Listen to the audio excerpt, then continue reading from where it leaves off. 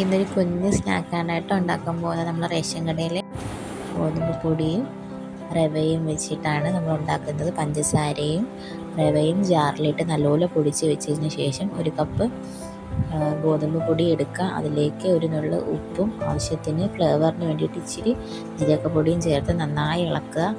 പിന്നെ നമ്മൾ പൊടിച്ച് വെച്ചേക്കുന്ന റവയും പഞ്ചസാരയും ആ മിക്സ് അതിലോട്ട് തട്ടിയതിന് ശേഷം കുറച്ച് വെള്ളം ഒഴിച്ച് നന്നായിട്ട് ഇളക്കി നല്ല ഒരു നെയ്യപ്പത്തിൻ്റെയൊക്കെ ഒരു പരുവമില്ലേ നമ്മൾ മാവ് ഉണ്ടാക്കുന്ന അതുപോലെ. അപ്പോൾ നന്നായി തിളച്ച് വരുന്ന എണ്ണയിൽ നമ്മൾ ആ മാവ് ഒഴിച്ച് കൊടുക്കുക. അപ്പോൾ നന്നായി എണ്ണ കിടന്ന് തിളയ്ക്കുന്നുണ്ട്, നന്നായി മുരിഞ്ഞ് വരുന്നുണ്ട്. അപ്പോൾ നമ്മൾ കുറച്ച് മുരിഞ്ഞ് വരുമ്പോഴത്തേക്ക് തന്നെ നമ്മൾ തിരിച്ച് മറിച്ച് വിട്ട് കൊടുക്കുക, എന്നാലേ അത് നന്നായി വെന്ത് വരത്തുള്ളൂ. അപ്പോൾ ഇതാ മോൻ വന്നിരിക്കുന്നുണ്ട്, ആളും വന്ന് എന്തൊക്കെയോ ഉണ്ടാക്കുന്ന ഒരു പരീക്ഷണത്തിലാണ്. റെസിപ്പി ഇഷ്ടപ്പെട്ട് എല്ലാവരും ചാനൽ സബ്സ്ക്രൈബ് ചെയ്യണം, സപ്പോർട്ട് ചെയ്യുക.